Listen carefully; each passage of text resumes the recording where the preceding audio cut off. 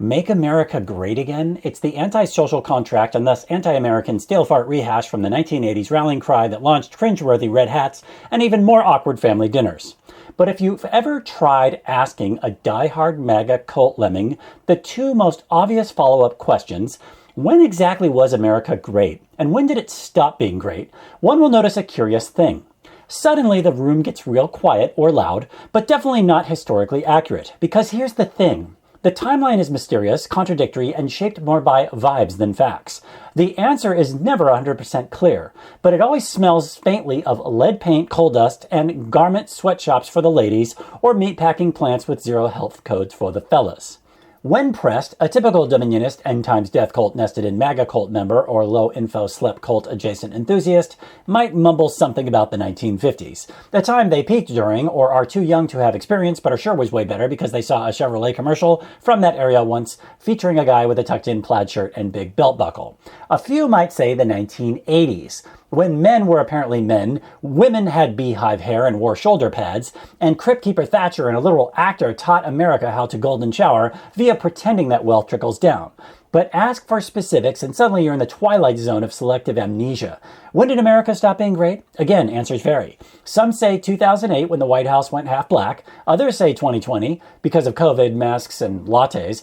And a few say 1971 when we went off the gold standard and everything went downhill. The common thread, none of the answers involve nuance, data, or books longer than a meme. Here's the twist that no one admits out loud. When MAGA says great again, what they really mean is let's return to the Gilded Age, a nightmare-fuel-powered period of time spanning roughly the late 1870s to the early 1900s, which were the 3 decades after the Civil War. The Gilded Age was a time when, due to massive environmental damage from industrialization causing a tiny amount of small groups of malevolent they-live skull-faced industrialists, to amass staggering wealth and power primarily through steel and oil, creating the country's first moguls and monopolies for the monopolists. While laborers endured exploitation, union-busting, deadly working conditions, and weekends, which would eventually be brought to us by organized labor and the unions, had yet to exist. A 14-hour, brutal physical working day was the default, and that applied to your young kids as well. Teenagers or even preteens could earn a nickel for over half a day of coal sifting, and they all cried themselves to sleep at night. If they didn't want to be slaving in factories or bloody whore, dirty, transient, ragamuffin street kids were pickpocketing or robbing at gunpoint. And if the women didn't want to work in the hellscape factories, working in brothels was one of few other options. And for the non-laboring men, public homeless-style drunkenness was everywhere. First, there is the shallow aesthetic. The Gilded Age wasn't named for golden prosperity, but for the superficial glitter covering a period of deep pain inequality.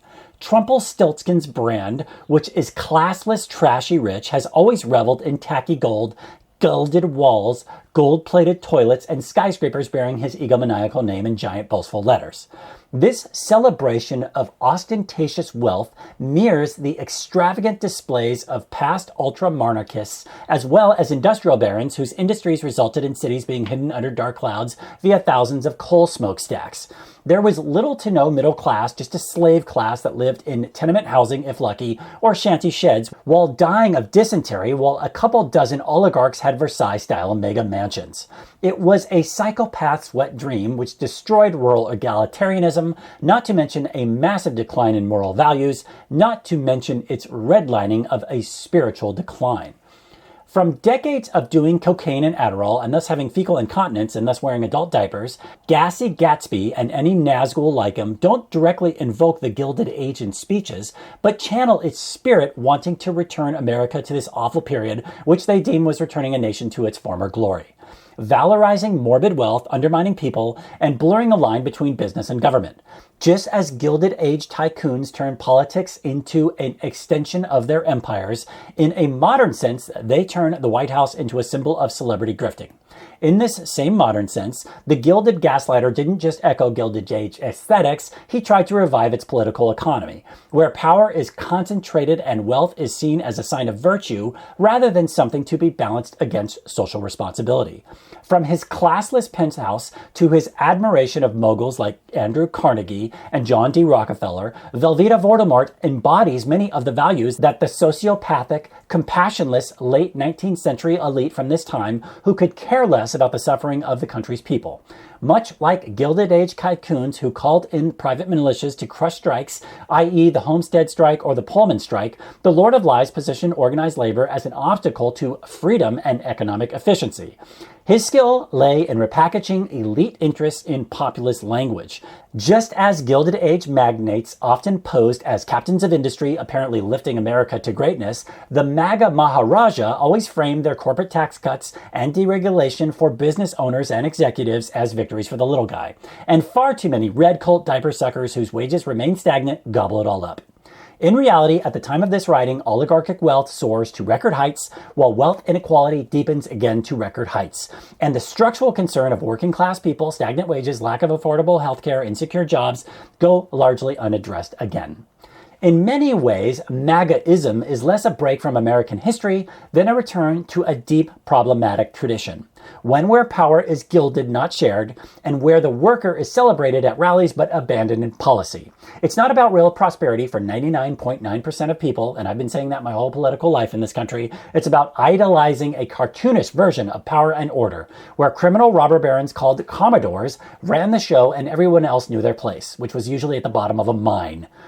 Ultimately, MAGA's lowest common denominator, America, is a very vague dream featuring anything positive set in its supposed Norman Rockwell painting that omits things like segregation, union busting, tuberculosis, but most of all, that back then, the fact that most people had atrocious lives and then died at 42.